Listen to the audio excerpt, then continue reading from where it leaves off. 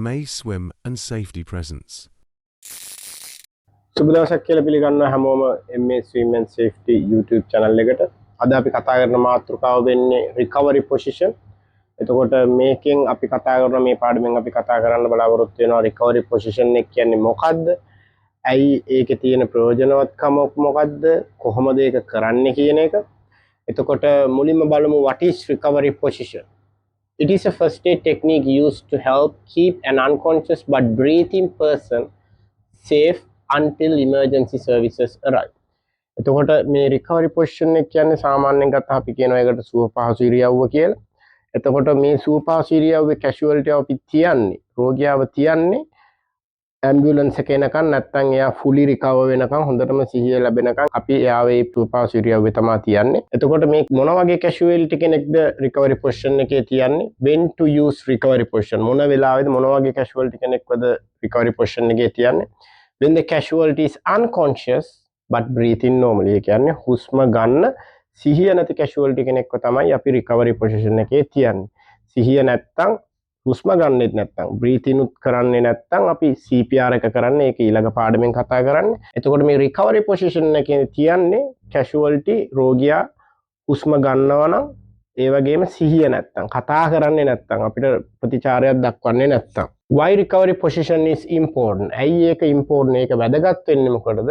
මොකද maintain open airway. ඒ කියන්නේ airway එක ශ්වසන මාර්ගය හොඳට විවෘතව තබා ගන්න. Prevent choking on vomiting. අපි හිතමුකෝ casualty ඒ කියන්නේ රෝගියා ගිලිච්ච කෙනෙක් නම් වතුර ගිලිච්ච කෙනෙක් නම් මුණ උඩුබෙලිය අතර තියලා තිබ්බොත් එහෙම casualty ව එයාගේ පෙවුන වතුර ටික එහෙම ආපහු එයාගේ ඇතුළට යන්න පුළුවන් lungs වලට යන්න පුළුවන්. ඒක නිසා තමයි අපි අර පැත්තට හරවලා recovery position එකේ තියන්නේ. එතකොට ඒ වතුර ඔක්කොම එළියට තමයි යන්නේ.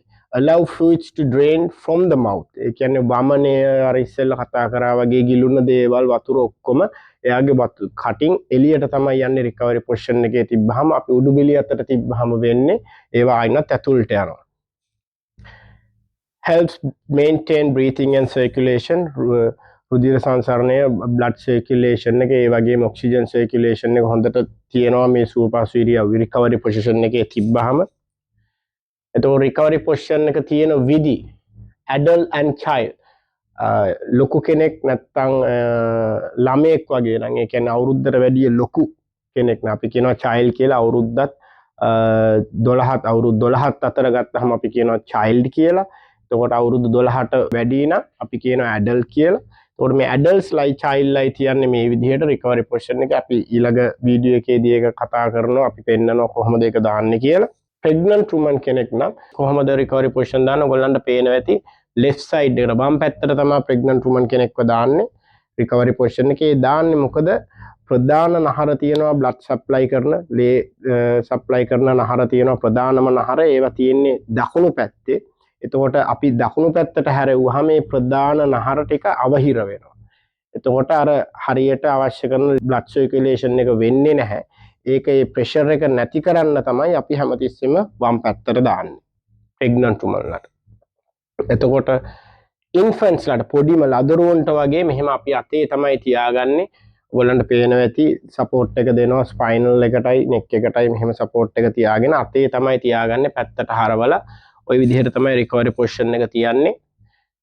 දැන් මෙතන summary එකේදී පෙන්නනවා ඔයගොල්ලන්ට adult child ඕන පැත්තකට left හරි right හරි pregnant woman ගැමිණි මාතාවක් නම් හැමතිස්සෙම වම් පැත්තට දාන්න. එතකොට වම් පැත්තට දාන්නේ මම අර කිව්වා වගේම අගේ අර blood supply රුධිරය ගමන් කරන ප්‍රධාන නහර වලට ඇති වෙන pressure එක තෙරපුම අඩු කරන්න තමයි වෙනති කරන්න තමයි වම් පැත්තට දාන්නේ. දකුණු පැත්තට දැම්මහම එතන අර අවිහිරතාවයක් වෙනවා.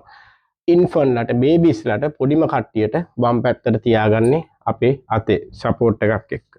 right ඔය ටික තමයි අපි අද කතා කරන්නේ recovery position එකේ. ඊළඟ වීඩියෝ එකේ අපි කතා වෙනවා කොහොමද ඒක කරන්නේ කියන එක. එතනදී තවත් මම details තව කරුණු කියනවා ඔයගොල්ලන්ට කොහොමද ඒක වෙන්නේ කියන එක. හැමෝටම සුබ දවසක්. ඊළඟ වීඩියෝ එකෙන් අපි හම්බ වෙමු.